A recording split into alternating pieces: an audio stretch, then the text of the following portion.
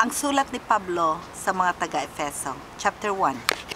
Mula kay Pablo, na naging apostol ni Kristo Jesus ayon sa kalooban ng Diyos, sa mga kapatid na nasa Efeso at tapat na namumuhay kay Kristo Jesus.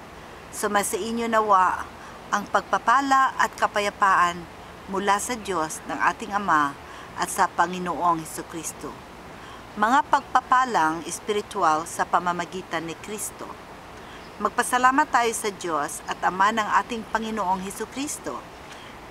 Pinagkakalauban niya tayo ng lahat na pagpapalang espiritual dahil sa ating pagkipag-isa kay Kristo.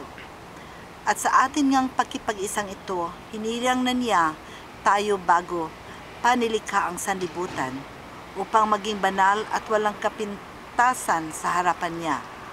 Dahil sa pag-ibig ng Diyos, tayo kanyang itinahalaga upang maging mga anak niya sa pamamagitan ni Hesukristo. Iyan ang kanyang layunin at kalooban.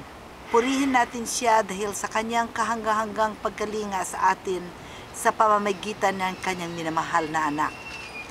Tinubos tayo ni Kristo sa pamamagitan ng kanyang kamatayan at sa gayoy pinatawad na niya ang ating mga kasalanan. Gayon kadakila ang pag-ibig na ipinadama niya sa atin.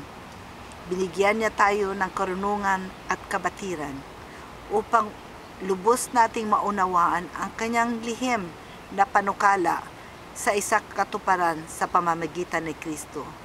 Pagdating ng takdang panahon, ang panukalang ito ay pag-isahin kay Kristo ang lahat ng nasa langit at sa lupa.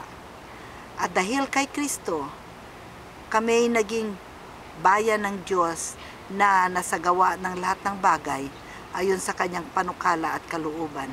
Nangyari ito nang kami hirangin niya una pang-una, kami mga unang umasa kay Kristo sa lalong kadadakila niya. Kayo may maging bayan ng Diyos nang kayo'y manalig sa Kanya, matapos ninyong marinig ang salita ng katotohanan, ang mabuting balita na nagdudulot ng kaligtasan. Kaya't ipinagkaloob sa inyo ang Espiritu Santong ipinangako ng Diyos bilang tatak ng pagkahirang sa inyo. Ang Espiritu ang katibayan ng mga pangako ng Diyos sa ating mga hinirang hanggang kamtan natin ang lubos na kaligtasan. Purihin natin ang kanyang kadakilaan.